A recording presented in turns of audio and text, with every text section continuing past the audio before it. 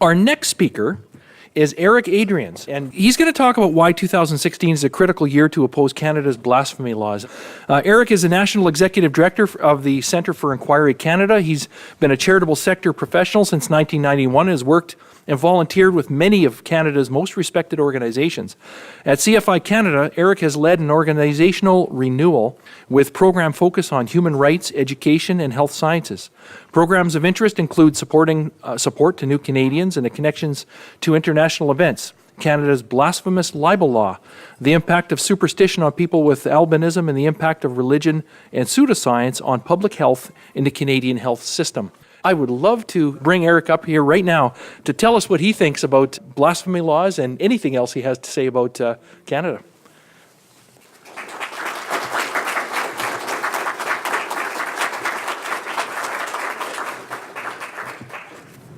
I want to say thank you, first of all, to all of you for spending some time with us this morning.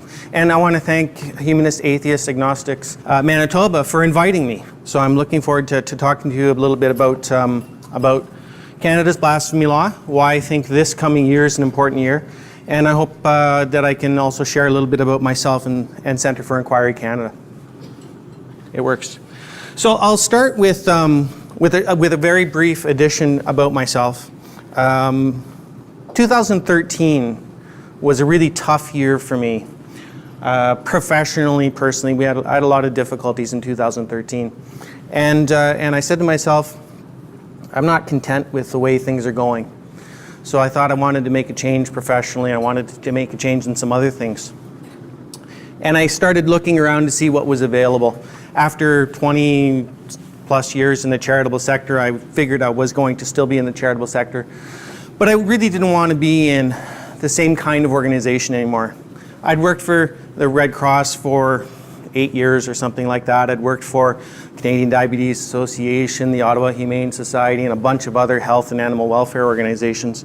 And I wanted to do something different, and I wanted to think.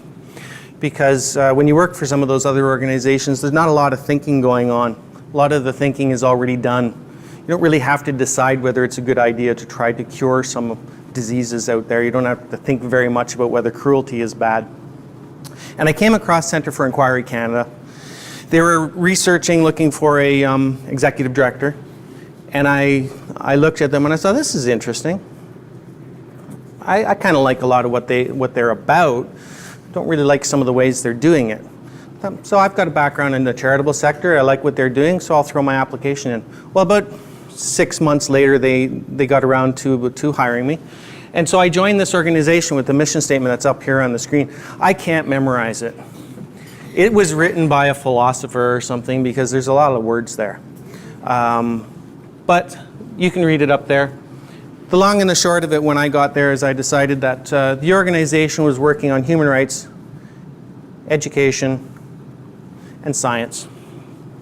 Now, something that I did find out after being with the organization for a period of time is that the organization was set up by a lot of people that Canadians really respect, and we weren't talking about it.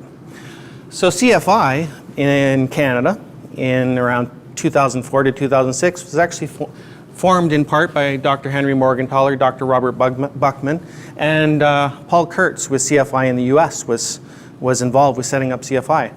I thought that's a really, really impressive and prideful thing for me. So I like to share that with people, make sure that they know that CFI, registered charity here in Canada, was founded by people that made a lot of important work here in Canada. CFI is a charitable organization driven by members and volunteers. I'm the only staff person at CFI. Everything that gets done is done by real people. The organization, when I joined, went through, to comply with Canada Revenue Agency legislation, went through some bylaw renewal, and we wanted to make the organization a lot more democratic. So we implemented a system where 5% of the membership would be a council from which the board is drawn. So mathematically, it's an important figure for us.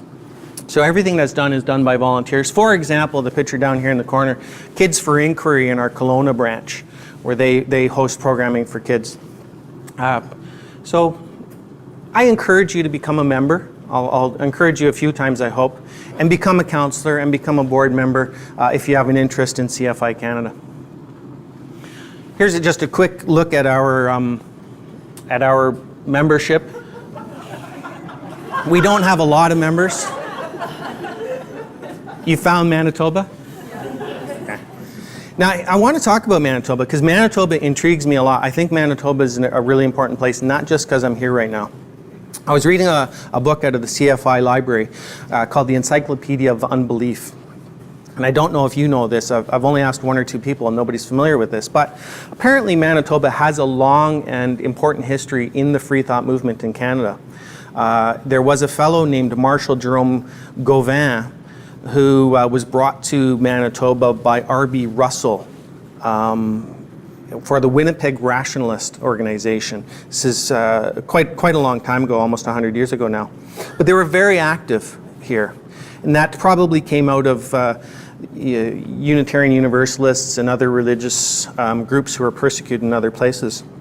And what I learned was that apparently the University of Manitoba Elizabeth Defoe Library, I don't know if you're familiar with it, they have, according to the Encyclopedia of Unbelief, one of the finest collections of free thought material in Canada. So did you know that? Did you know that?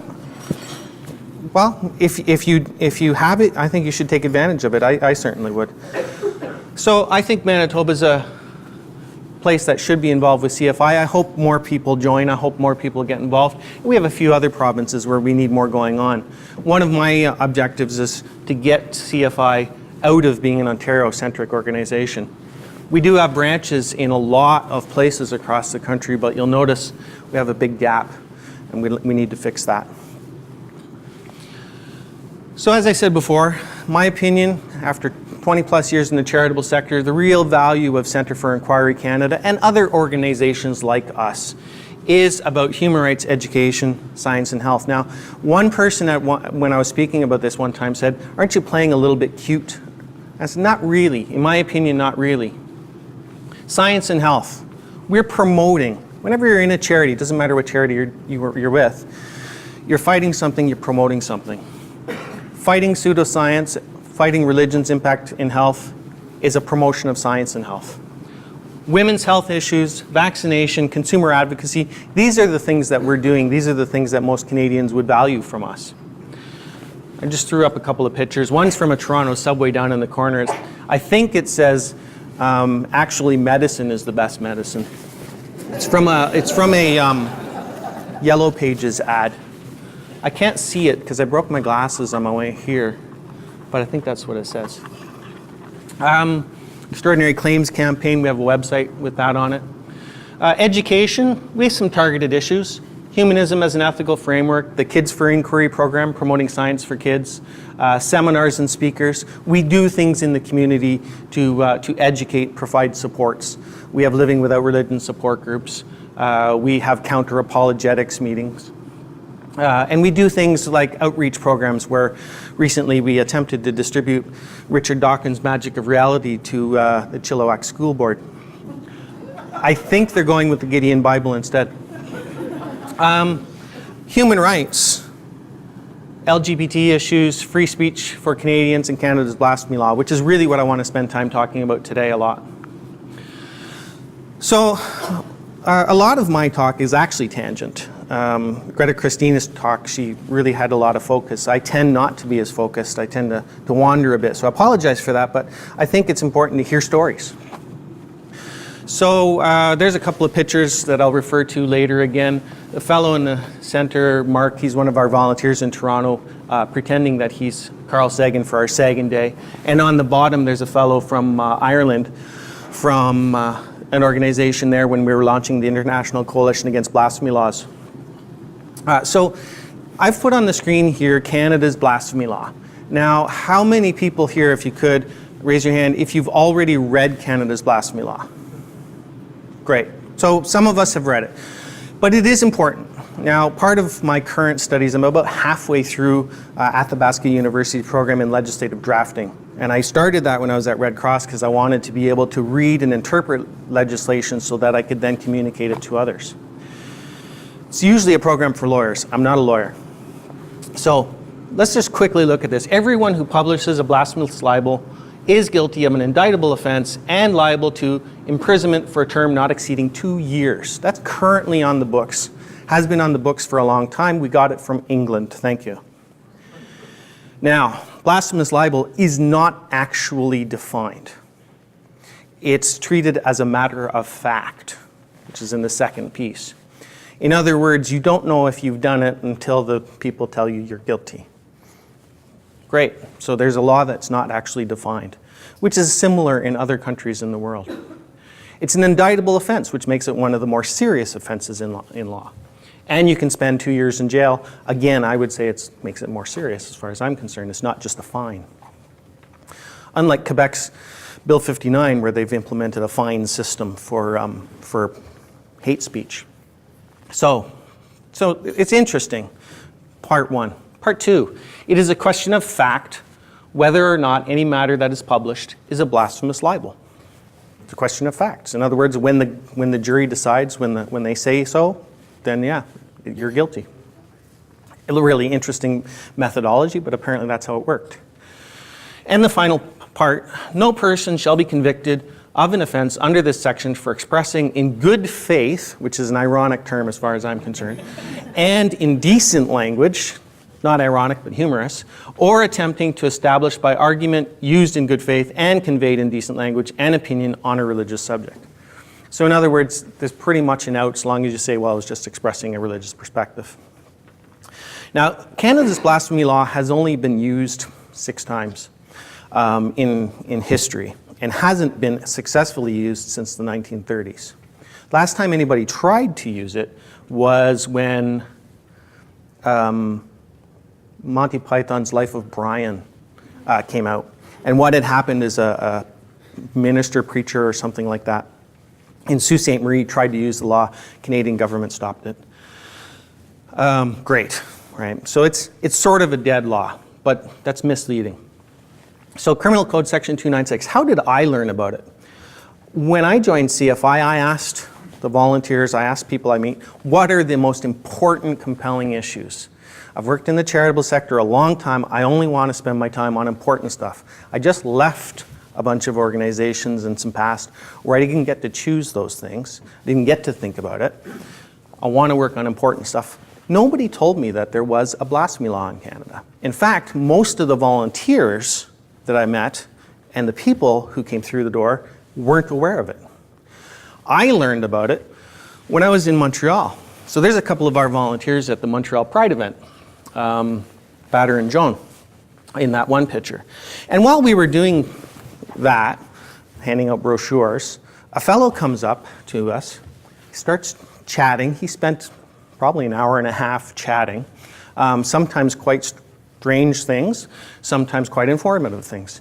He alternated like this between very rational and very weird, as will happen when you're in those circumstances.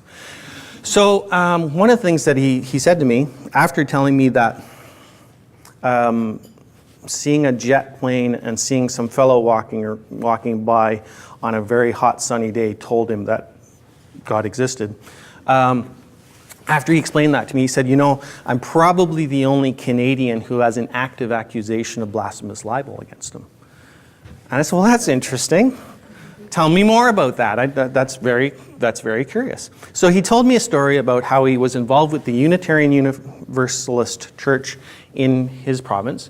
And you can see a picture of him as he's protesting them. Unitarian perversion of justice sucks, you. He was hassling this church, and eventually what happened apparently through his course of interaction with these guys is the church's letters sent him a letter. The church's lawyers sent him a letter. And there's a copy of it from his web blog. And if you do visit his blog at any point, you'll find it's riddled with a lot of strange stuff. But the interesting thing is that he was accused by the lawyers, and it's basically a threat.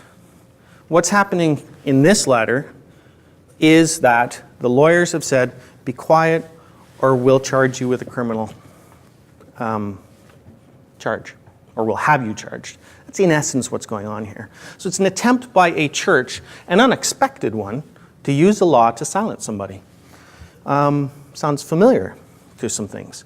And so that's very compelling to me. There's an indication of something that's important. somebody's actually being threatened with a law. Whether it would be used is highly questionable, but it is important that it would be used that way. So that was my first introduction to the fact that Canada had a blasphemy law, and I knew right away this was something that Canadians had to hear about. This is something that we had to get involved with and fight. That was the summer of 2014. Now, I wasn't aware of some of the things, obviously, that were about to happen around the world and certainly in Canada. But what I did do is I started to do my reading. And I came across articles by the fellow in the picture named Jeremy Patrick. He's a Canadian. He used to teach law here in Canada. He's currently in Australia teaching law. And he's written some good papers on Canada's blasphemy law. So I suggest that you, if you're interested at all, go find out his papers, read them. They're very informative. They detail the cases. And they really tell you important perspective, not only about the cases, but about what can be done. And I've talked to him many times. He's hopefully going to be in Canada again in December, so I'll meet him in person and we'll do a talk. But really smart guy, and has laid the foundation for some important work for us. Jeremy Patrick. There's a few other Canadians who have written on this, lawyers. There's a fellow in Calgary who works for the Canadian Constitution Foundation that's written on this. And there's a few others who've written on it. Interesting thing is there's a fair number of people who have written on it and very little evidence that I can see that anybody's actually tried to do something productively. In the other corner you'll see a picture from the International Humanist and Ethical Union's website, End Blasphemy Laws, and I'll talk a little bit about that in context of the International Coalition Against Blasphemy Laws. And what I find fascinating about this is the map's wrong.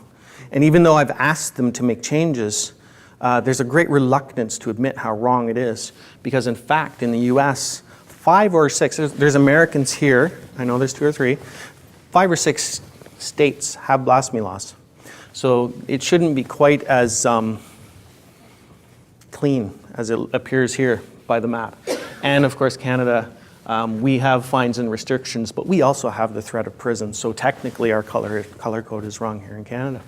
So met Jeremy Patrick, great perspective, and a really great guy in terms of this.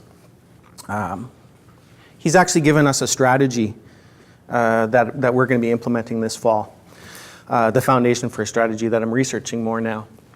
So then in the fall, we had to go and meet with the Office of Religious Freedom. Now, you're familiar with the Office of Religious Freedom? Okay. So Ambassador Andrew Bennett, he's the third from the left. We knew we had to go and meet him again. And so we booked an appointment to go see him on his last day before his Christmas holidays. I think it was December 22nd or something like that. He was in Toronto. We went to see him. He's a nice guy. He's genuine. He really wants to make changes. Whether you agree with the Office of Religious Freedom or not is kind of irrelevant. He really does want to make changes. I would even say, and I said this to him, he didn't agree, but I said to him that I think the name Office of Religious Freedom is actually wrong. The organization should be called the Office to Stop Religious Oppression. But obviously, language like that wouldn't work. Similarly, when I was talking to him, I said, we support the idea of freedom of religion. We also think there should be freedom from religion. And he disagreed with me. And he came and gave me a very long sentence. He said something like, I agree with the idea, but really what I'd have to say is we support the idea that people can follow their own ethical path outside of a religion. And there was lots of other words in there. And I sat back and I said, geez, that's a really long way of saying freedom from religion. They mean the same thing. But of course it's politics, and there's reasons why a really long sentence is needed to express a similar sentiment. The core being probably that saying freedom from religion admits that religion is oppressive in the first place. So we booked a meeting. Kevin Smith is beside me. He's our board chair. And on the other end, I invited Eric Thomas from Humanist Canada to come along. I thought he'd enjoy the meeting. So we went to see Ambassador Andrew Bennett. And I sent him a whole bunch of information and said, here's the things that I want to talk about. It's about that thick. And I included in there that I wanted to talk about Canada's blasphemy law and Raif Badawi, who is in a Saudi prison and has received lashes and imprisonment, and I'm sure you know the story. So we said we wanted to talk about it. I sent him the material. We got there for the meeting, and I started to talk about it, and he said, you know, I didn't know Canada had a blasphemous libel law. And if you think about that for a moment, it's one thing for me not to know, it's one thing for people around Canada not to know, and to find it amusing and or ironic and or anachronistic that we have a blasphemous libel. He's our ambassador of religious freedom for the Office of Religious Freedom. He's going around the world, the Canadian government is going around the world saying, we support religious freedom, we think people shouldn't be oppressed. We're going around the world with a leading message, and we don't know our own law. We don't know our own circumstance. That's a problem. And I said that to him. Now, he was clear with me, and it's important that he has an international portfolio, not a domestic portfolio. Fine. But I pointed out to him that it's a government issue. There are cross mandates between departments. They need to talk to each other. And so he set us up with a meeting with, and contacts with the legislative branch that we needed to talk to, who haven't actually answered my calls, but that's okay. They're at the end of their mandate. We had a great meeting. That was at the end of December. Then, of course, what started to happen is 2015. And in 2015, it is an important year. One of the first things that occurred was some attacks in Paris. And so a lot of people around the world were upset, angry, and should still be so around the Charlie Hebdo attacks. And so when that happened, I called Eric Thomas and I called a few other organizations, and I said, we've got to get active now. We have to start to talk about this. So we decided to form something called the International Coalition Against Blasphemy Laws, because we noticed that there were other organizations around the world saying the same thing as we were, that something needed to be done. So we got a whole bunch of organizations together to form a coalition, and we still meet periodically to talk about how are we going to advance opposition to blasphemy laws. We had within a couple of weeks of the initial phone call, we had a committee and dialogue with people in New Zealand and Turkey and Greece and Ireland, in the UK, other countries than Ireland, England. We spoke with people in the US. We had a whole bunch of organizations in Canada. And we started to collect organizations who were not specifically secular in nature too. We started to collect organizations from religious perspectives. John and I met one time when he was in Toronto and shared, you can't see the information, but we shared a handshaking moment over founding a charter. And you can find the charter on the End Blasphemy Laws website. There's a picture up there also of issues around Asia Bibi, an important case in blasphemy issues. So we started to see that, and we also started to see issues around bloggers in Bangladesh. And I trust that many of you people here today would be familiar with one of the series of murders that have happened, Machete Attacks. The first two people to be attacked were Abhijit Roy and his wife, Rafida Banya, who I have met and is a lovely person. He was murdered, hacked to death with machetes for a book called The Philosophy of Disbelief, and he and his wife was brutally assaulted. She lost her thumb. She has lots of scars from that and continues to recover. Though it's not silenced her, she's still speaking out about it. She's speaking out about it so much that recently the terrorist group who attacked her put her name on the list of people that they want dead wherever she is. So they've wanted to start to reach beyond the borders of Bangladesh. Then there was the deaths of Washika Rahman, Ananta Bijoy Das, and Niloy Neal. So 4 of the Mukto Mona bloggers have been hacked to death. The 2 individuals in this picture were at the CFI US conference in Amherst, New York. They managed to get out of Bangladesh. We similarly are helping a family of a fellow and his wife who were involved with the administration and design of the Mukto Mona website and to seek asylum in Canada. We've been helping them throughout the summer. At the same time, shortly after my meeting with Ambassador Bennett, I was invited to serve, it's a picture in the bottom corner, on the External Advisory Committee because he was hearing from CFI Canada, he was hearing from the secular, humanist, atheist, agnostic, fill in the rest of the terms, the kinds of messaging that was valuable. We have to get rid of blasphemy laws. They agree, blasphemy laws are bad laws. So these events started to happen and we were responding. Now, when we were at this conference in Amherst, one of the things as I was walking around, and I want to draw your attention to as secularists in North America, was there was a lot of security. So the conference wasn't very different than this one, maybe 2 or 3 times as many people there, but beyond the numbers, the conference wasn't terribly different in tone and participation. And so I was looking out my hotel room window one night. I was on a social justice panel, and there were police cars and vans all over the parking lot. Well, that's interesting. They're having a conference too. Great.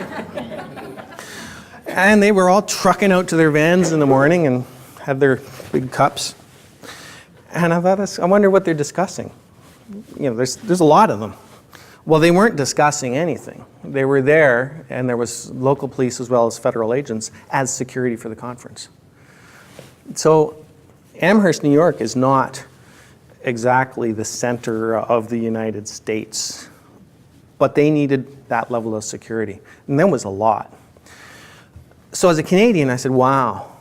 And as a person who's worked in the charitable sector, trying to make the world a better place, trying to do good, I said, wow, I need protection for that? Isn't that interesting? I've never had that before.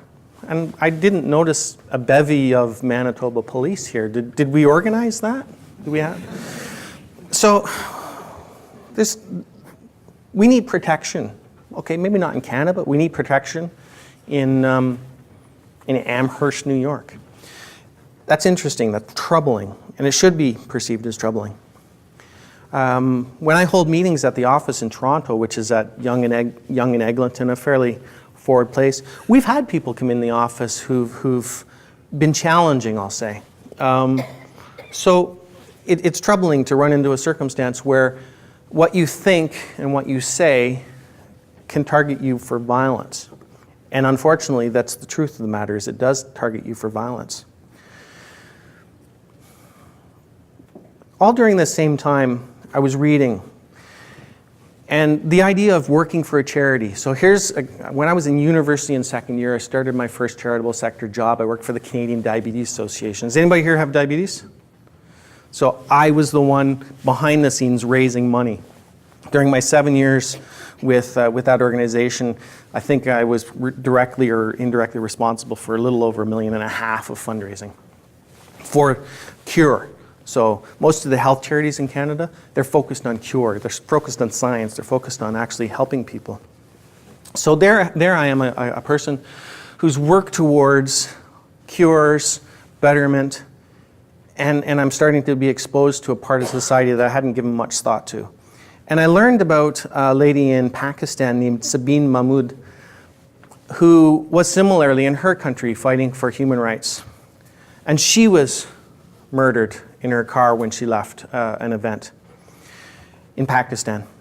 She was working on finding disappeared or exposing the issue of disappeared people in her country. And she had an organization called, I think, The Second Floor. And so I looked at their website because it disturbed me that one of my colleagues, basically, in another part of the world, was murdered. And I looked at the website and, geez, the pictures in there look just like our office. There's some books on shelves and there's people socializing and learning and enjoying each other's company. Well, that's disturbing. Then I read about a young couple in Pakistan who basically got into a disagreement over business with some of their other people in their community. So they were beaten and burned to death on top of the brick making equipment that they were working there. Most blasphemy laws around the world, most blasphemy cases around the world, particularly in places like Afghanistan and Pakistan, the cases are actually vindictive little businesses that have nothing to do with religion. if you start reading all the cases that are still happening all the time, it's mostly squabbles, it's pettiness. But they're using the law to attack each other. Asia Bibi, it's the same situation. She wanted a cup of water when she was picking berries. So an extremely poor person picking berries in a field, the other people in the field resented that. They stole her berries when she was picking and accused her of blasphemy law, and she's still in jail years later. 2 politicians lost their lives over it in that country. Pettiness is really what it's about.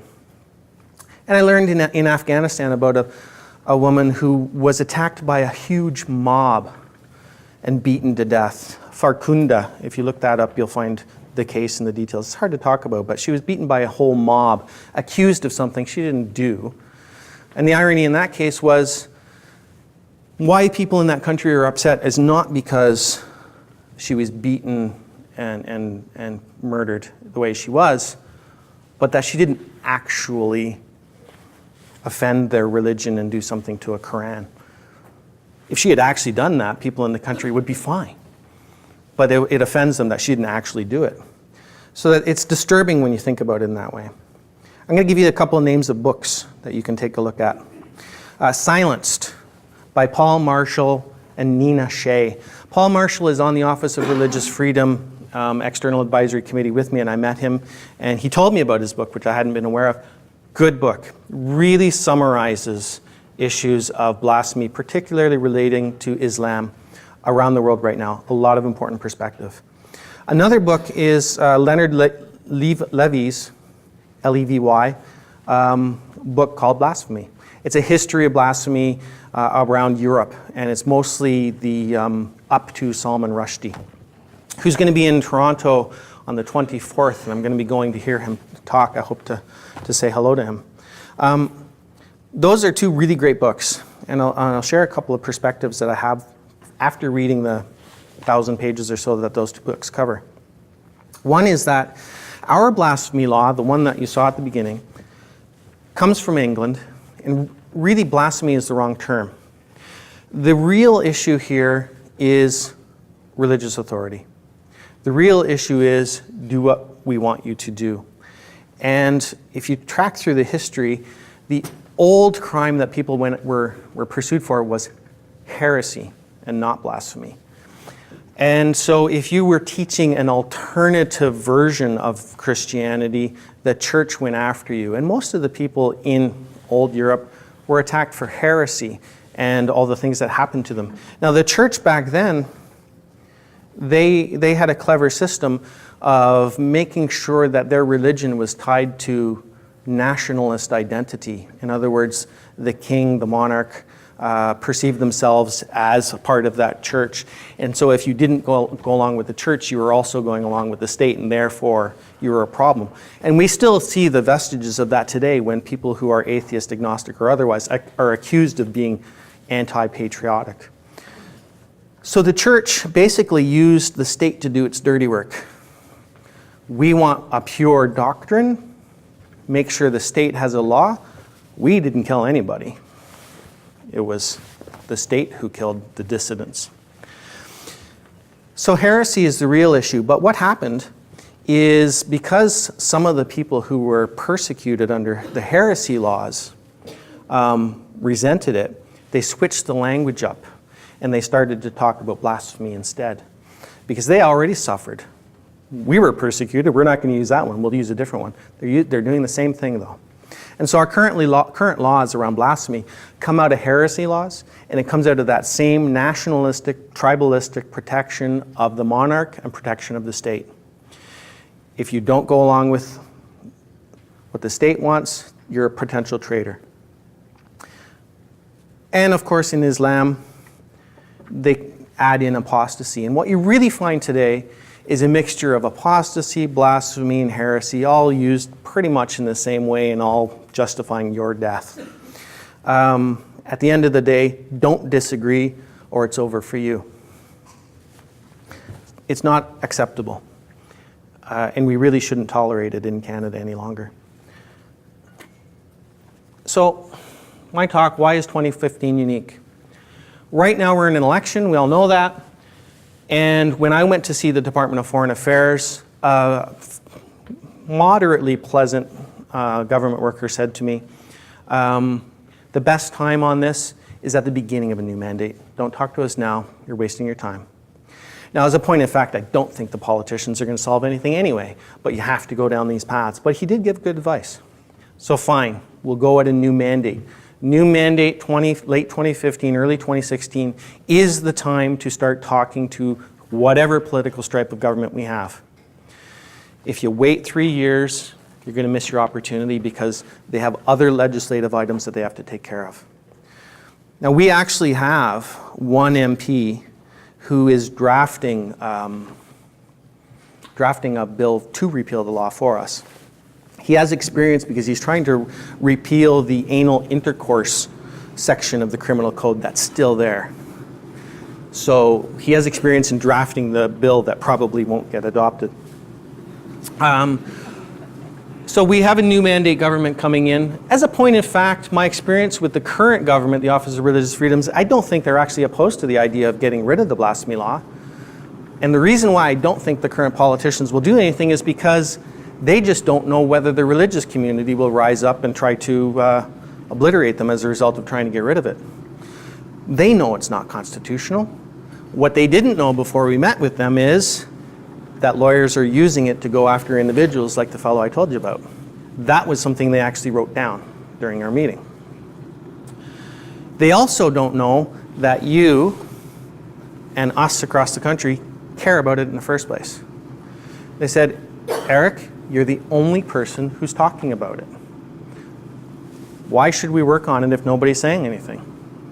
So I say to all of you, new mandate government, new MPs, new opportunities, get your letter. Draft it now, have it ready, because a new mandate is coming up.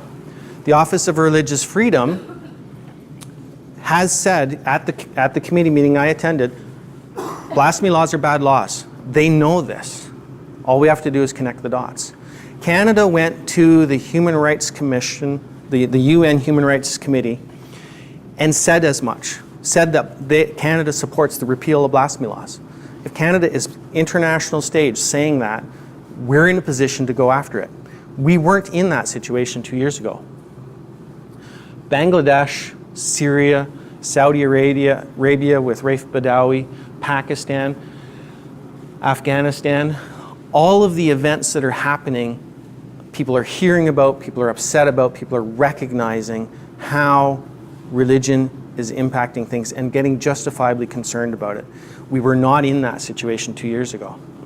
All of the events that have happened that have outraged people, whether they're religious perspective or not, have been really strong in 2015. A lot of stuff going on. The world media is giving this attention.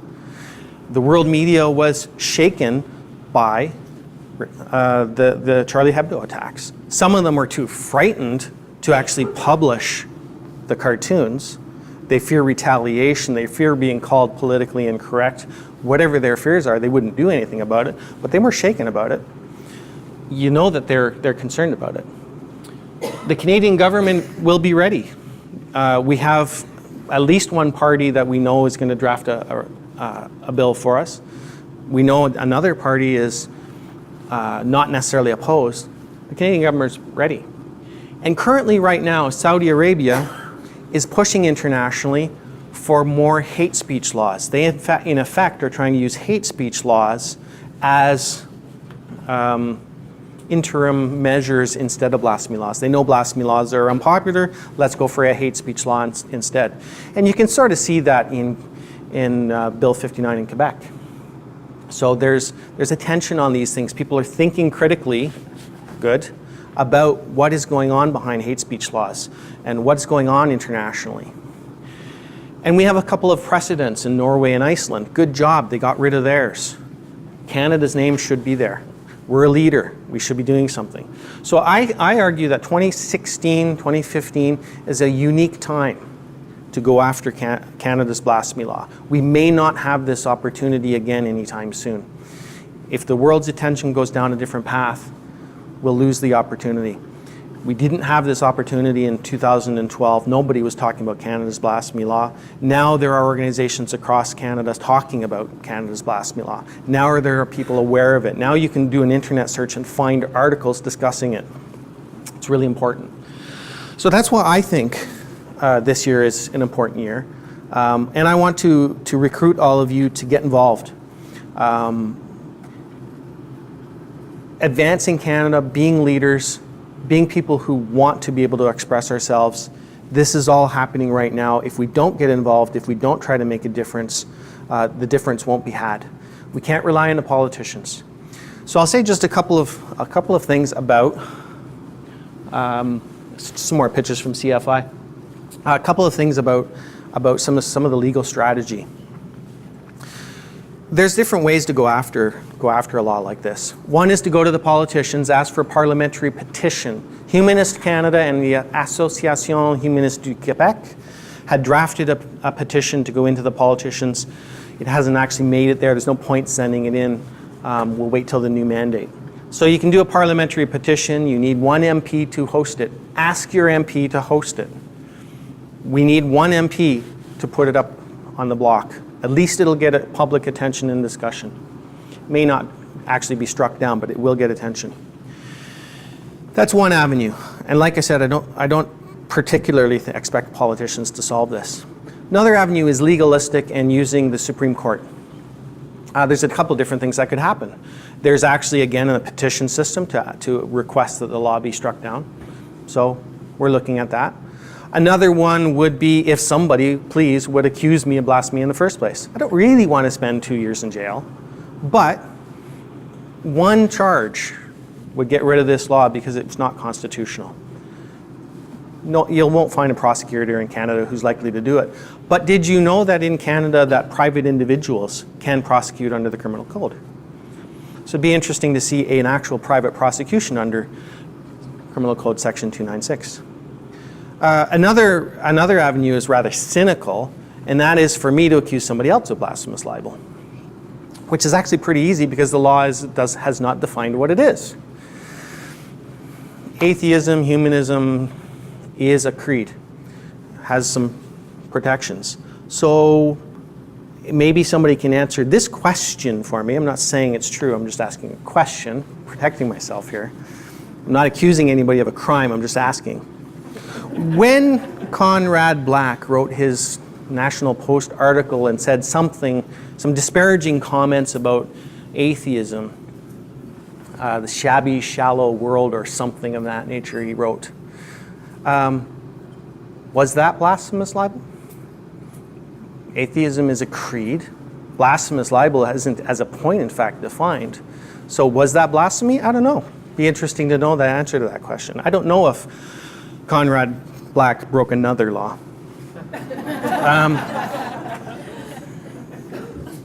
That's a bit cynical approach. I don't like it, but it could work. And then there's one or two other avenues. Now, relating to my strategy, one of the things that we're going to be doing is we're going to be republishing in the fall, perhaps winter.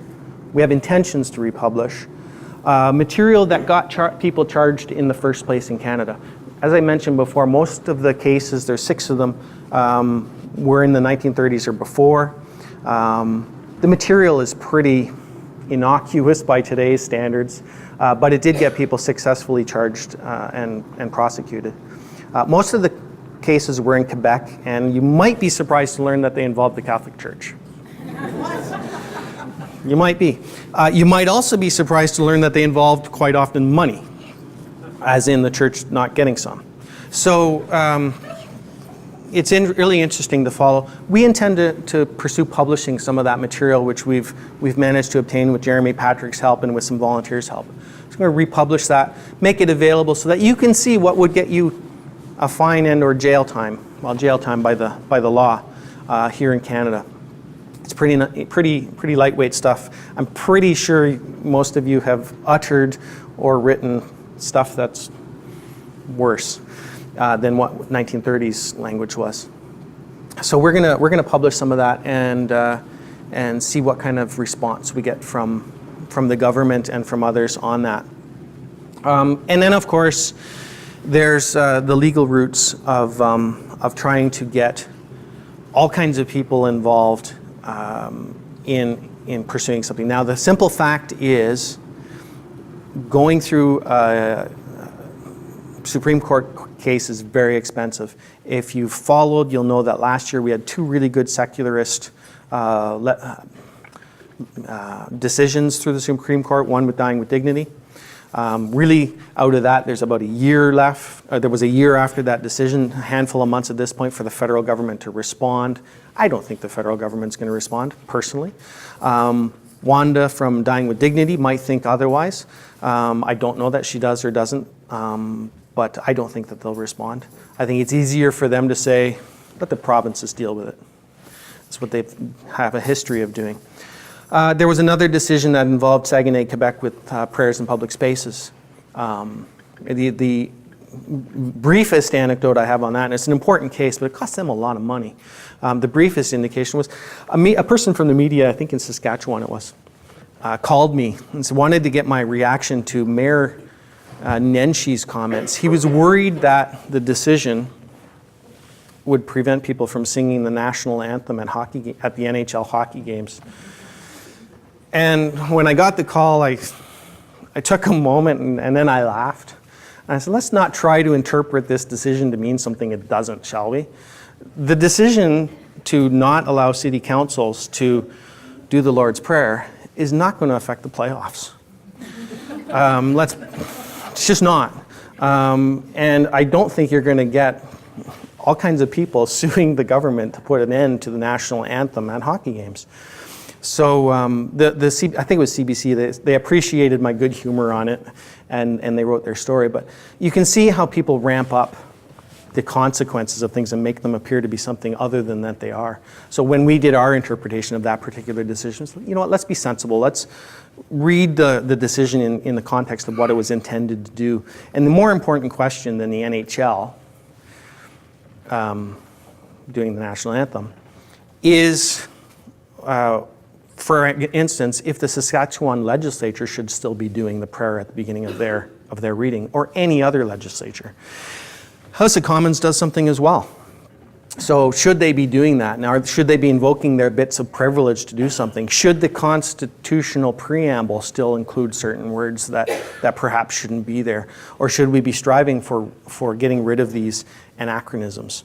And that's what they are, they're anachronisms. Canada's Blasphemy Law, Section 296. Ironically, Pakistan's is 295.1. It's like Britain just went around and said, everybody gets the same thing. It works in our country. Look, Ireland's under control. So they have gone around the world and they've done that. They're anachronisms. Most of us in society have moved past it. Most Canadians. Doesn't matter if you're a secular humanist, an atheist, agnostic. Most people that I've met, regardless of faith backgrounds, don't even know we have it, think it's humorous or ridiculous or anachronistic that we do, don't care one way or another about it, think that it should be gone.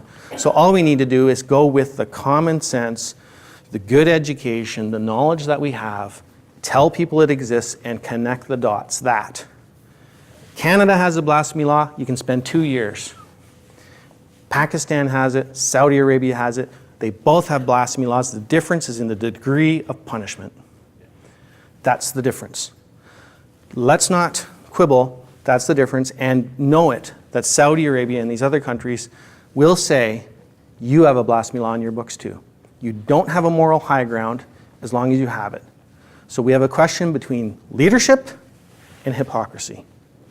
We can lead, or we can tell others what's good for them. So we should be acting on it. The difference of punishment is not the point. The point is the law is bad, the law's got to go. We've moved past it, Canadians have moved past it, and it's time.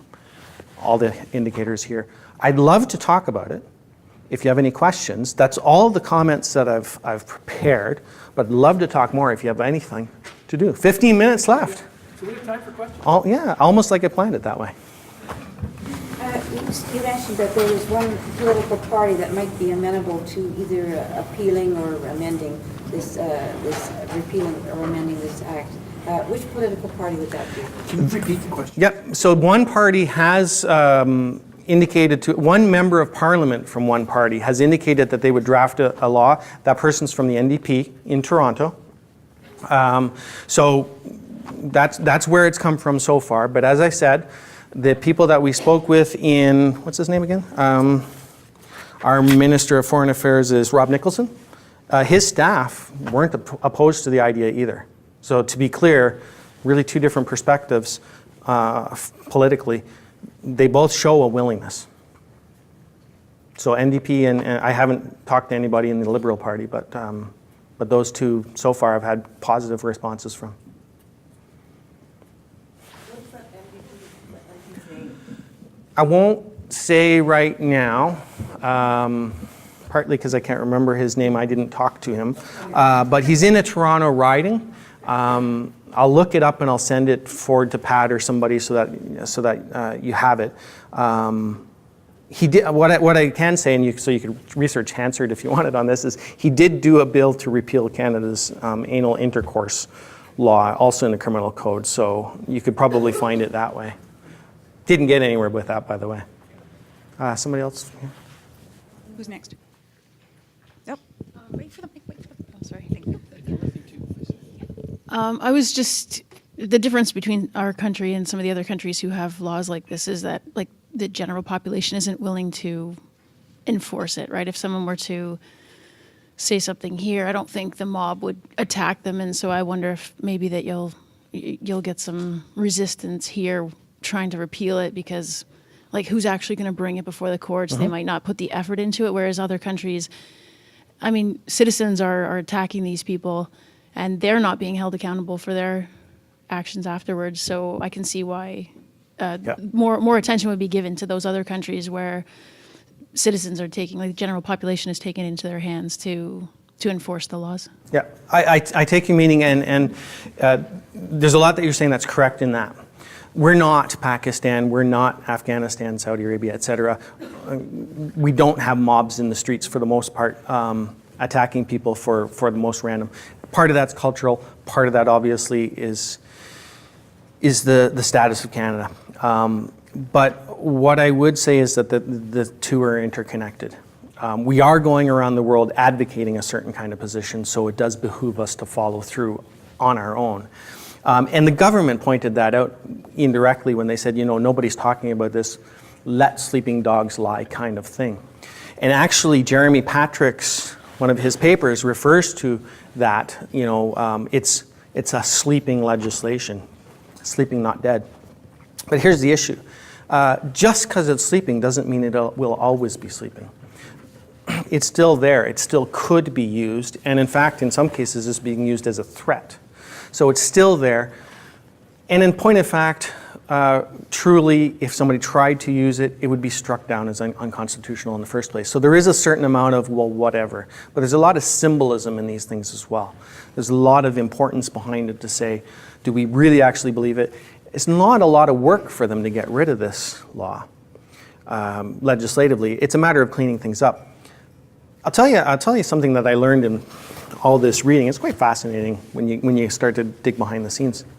A handful of years ago, I don't remember the year, it was not in this term, in the previous one, the government got rid of an organization that it had founded whose purpose was to review the legislation and recommend things that needed to be discarded because they were no longer relevant or out of date, needed updating. And the current, still, conservatives got rid of that organization. And I think, what's his name, Baird, said, we're not in the business of funding organizations to oppose Canada's laws. So they had an organization started by the Liberals a long time ago to update legislation. That organization was axed because we're not in the business to oppose Canada's laws. And you start to see the connection between this nationalism, loyalty, and some old law. So I just point at that connection between apostasy, blasphemy, heresy, and nationalism. Now, related to that same fellow, Baird, who's not running again. Such a disappointment. He was involved with getting rid of a body which was well respected, called the Canadian International Development Agency. And I don't know if you're terribly familiar with them, but the way they used to work is if you gave $10, they gave 20 more. That was a very democratic way. If Canadians raised money for an international development concern, it went to charities and the government pitched in.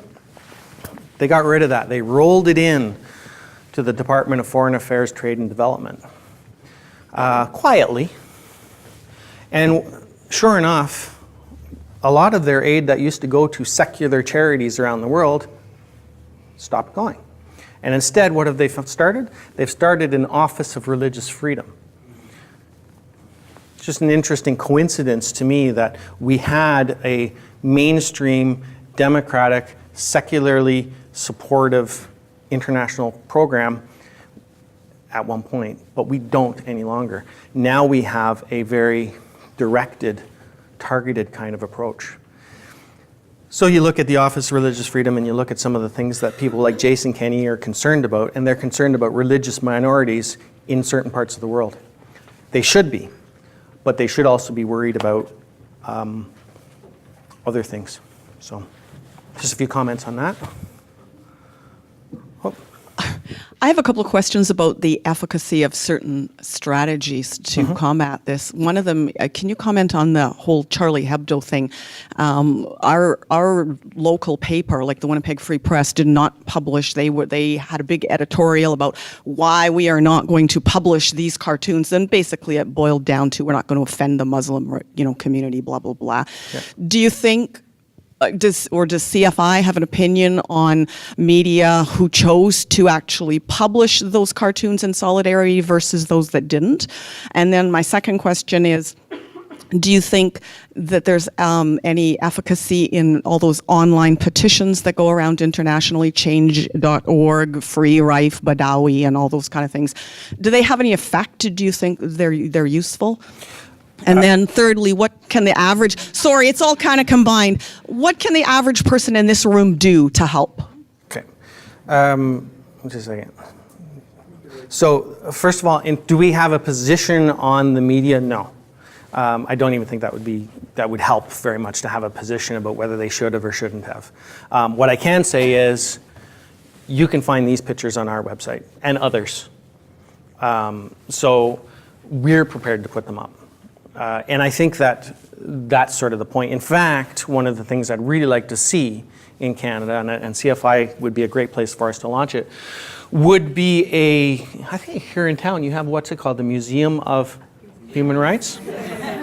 It would be really interesting to see a museum of blasphemy and have it available for people who want to know. So I think there's things that people can do without worrying about the media, because the way the media is now, you can get access to these things without mainstream media doing anything. And it may actually, in honesty, be safer, because then you won't have a specific place for these folks to go and attack, like happened in Texas, I think it was, which was a problematic scenario for a number of reasons. But so we don't have a position on the media. I have a personal view that, and obviously supported by the fact that we put it on our own website, that being silenced is the point, so that's what you're combating. In regards to petitions, yes, they're worth doing. Protests, yes, they're worth doing. CFI Canada, the Ottawa chapter, has participated in protests in front of the Saudi embassy since January, February, every week. Recently, another organization that was participating stopped. They just decided no longer to go. But our volunteers still go there and still petition. And the reason why these things are valuable is because those governments don't like it, partly, and it raises attention and keeps the issue alive. As soon as people stop talking about it, as soon as people stop being worried about it, then the issue dies. That's what they want. So in the Saudi Arabia case with Raif Badawi, yes, we go there every week. Relative handful of people, but they're there. And you can see the reaction when the Saudi government issues a threat to the Quebec government because of things that they've done. Or when the Saudi government starts pushing and wanting an international blasphemy law or an international hate speech law. And that pushes other governments to start to say, wait a second. And then the dialogue moves on from there. The other thing is, as I said with my meeting with Foreign Affairs, Trade and Development Minister staff, if they're not hearing about it from Canadians, they're not going to act on it. They're going to act on things that Canadians, they're responsive that way. So if they're not getting letters, if they're not getting petitions, if they're not hearing about it in the media, if it's not raising questions, they're not going to act. So I would say, what can you do? First step is, as I said earlier, draft your letter for whoever your new MP will be and get it in there frequently.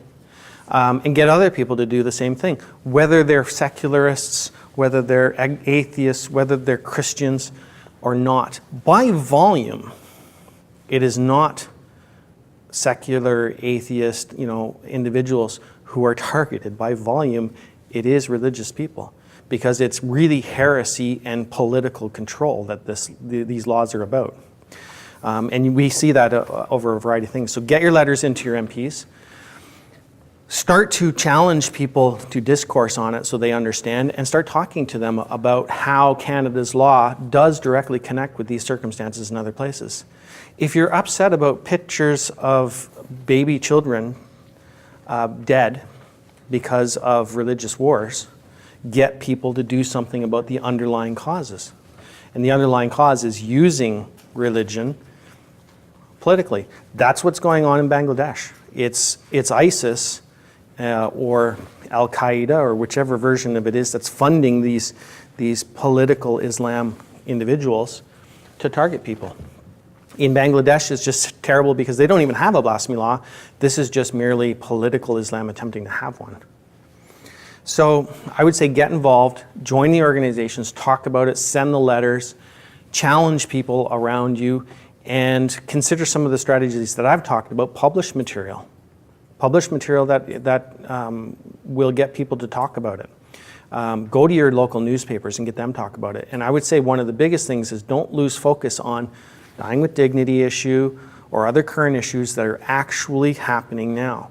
I did recently receive, I'll say this, and I don't mean any criticism to some of my other fellow secularists out there, but I did receive email recently where somebody wanted to form a coalition to go after what I consider a pretty penny ante concern. Set aside the petty, small detail stuff. Because if you're focused on that, you're not focused on a big game which can actually make a big change, not only here but other places. Don't get distracted by the annoyances. Who cares if the church has privileged parking on Sunday? Really? Whatever. Focus on the big game. Dying with dignity, the opportunity is now. Blasphemy law, the opportunity is now. Look and read the legislation and find the provisions right now that matter. Look at other matters and look at things that you realistically can affect. In Ontario, which you may be aware, we have a Catholic school board, one of the biggest nonprofit organizations in the country by dollars and staff. A lot of people are upset. And people have said, so what are we going to do this year? Not much, to be honest with you, because it's a 20-year problem. And I don't have a 20-year problem funding right now. So what are we going to do? We're going to confirm that, yes, the Catholic school board's a bad idea. Yes, it's a human rights problem as identified by the UN. And yes, we think it should go. Am I going to print brochures and hand them out on a street corner? No, it's a waste of money because the electorate doesn't care right now. But when somebody brings me a 20-year strategy, we'll work on that. So I say focus on the problems you can actually fix. This is fixable, and it's fixable within the next 18 months. And possibly not for a long time after that. Thank you. Was somebody else? That's it? Okay. I have actually one more. Rat. Oh, you're out of time? I'll just make it really, really quick. It's Eric is far too nice here, but our secular, it's not a question but a statement. The national secular organizations really need to be supported. And I would really like to fill that hole in the middle of the country. So we need these advocates in our national areas to take care of the stuff we can't do locally. So I just invite you to support CFI nationally. If I could add one thing to just that, and this will be my last thing because I won't be nice now. Yeah, you asked for it. Start a chapter. From my reading, Manitoba has a big, important history in secularism. Act on it, step up to what it is. Why not make Manitoba the center of fixing it? Because a lot of the other folks, they're not active. So take advantage of the opportunity to say Manitoba is going to be at the center of killing this thing finally.